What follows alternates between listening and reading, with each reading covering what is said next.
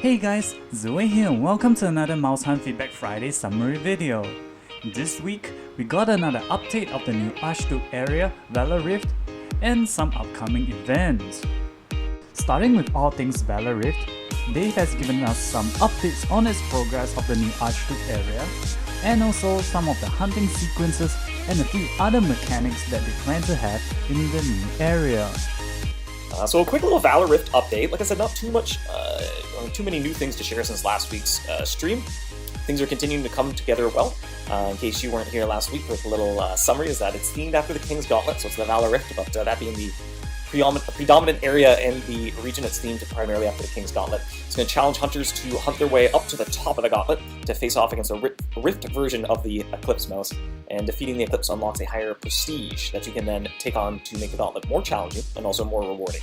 So it kind of has a theme of infinite replayability. Every time you take on the Rift Gauntlet and you make it to the top in time to capture the Eclipse, and if you're currently completing the hardest version of the highest prestige that you have unlocked, that unlocks the next one. You can go through the whole thing and it's hard the second time.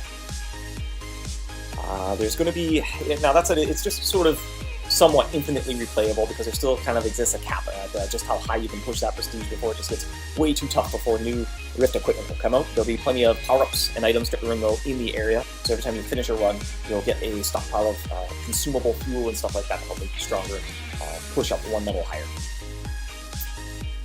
New Codex for first Archduke area, that's a potential reward idea to let you upgrade your Codex one more time. It's certainly kind of a big step up.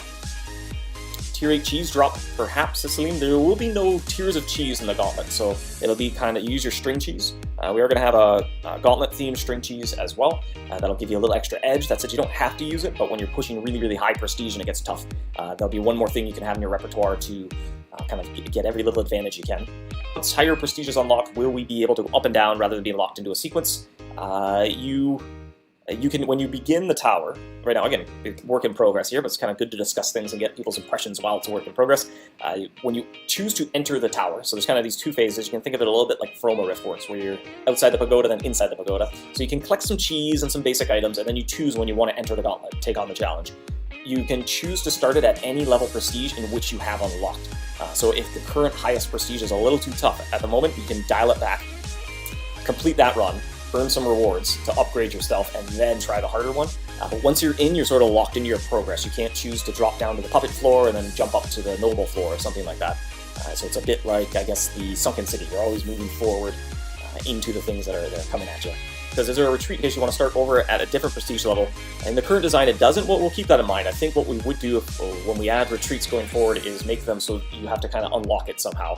One challenge we had with the Labyrinth was when people were first starting out, just kind of learning how to do the Labyrinth, they'd get very upset about having a couple dead end clues and they would retreat because they didn't get their perfect start.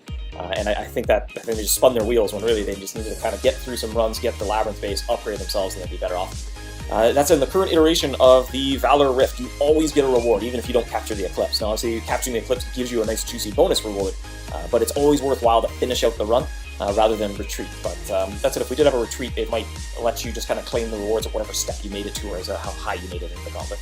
Moving on to the second part of the stream, they've mentioned that there will be a mini event upcoming featuring the Questle Canyon area due sometime in August. Richard says, will there be any mini events this year? Yes, we are planning a mini event for Queso Canyon, and that'll probably come, oh, I forget now, this is June. I think that is planned for August if all goes according to plan.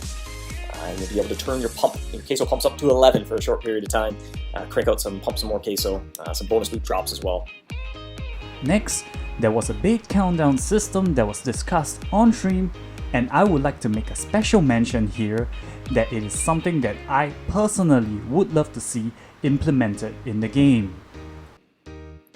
Will there be any way to switch off from being taken on a hunt with friend besides unbaiting? Nothing planned in the immediate future, but it is kind of an idea that we've logged in our idea bank. Paul says, always forget to turn off wildfire when I switch locations. We discussed an idea, I think it was last week, where maybe a piece of equipment you unlock and you can set kind of like a bait disarmer piece of equipment, and you can set it to a number, say you set it to 10, and every time you hunt, it'll tick down to 9, 8, 7, and when it hits 0, it'll just disarm your bait for you, which effectively pauses the game. So it'd be interesting to get feedback if that's something you'd like to see, kind of empower you to take on the more active areas, but still in a passive manner. Certainly be useful in situations, Queso Geyser, if you know there are 4 hunts left in your epic eruption and you're sitting on 10 pieces of wildfire, you could set it to please disarm my bait 4 hunts, and you know the second the eruption ends, your wildfire is off your trap, and the game will wait for you to come back to decide what you want to do. Labyrinth would be very useful. You could just craft a big batch of glowing air, and when you start up a short hallway, you could say, hey, just disarm my bait in 10 hunts, please, so I don't waste any of my glowing air in an intersection. As I have a tendency to overshoot my intended use of some cheeses, this would really help me out when I have to be away for quite a while and let the check trap system run its course, or when I forget about my original intentions and kept on pressing the horn. Alright, to sum it up, we can expect some fun and interesting endgame content to come out soon, and some mini events in between to keep things interesting. Also, a special mention to the fantastic Mousehunt theme song! Now, I don't know if it will be officially named the theme song or not, but it sure did surprise me at the end of the stream.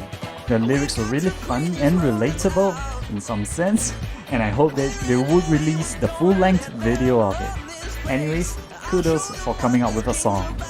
And that's it for this week's Feedback Friday summary. What are your thoughts on the theme song? Let me know in the comments down below, and I'll see you in the next video. Here's what I propose we do. I'm gonna count on you, give you all the cheese that you could ever want. If you wanna be your best, put your trap up to the test. Buy some super brie and watch the suckers come.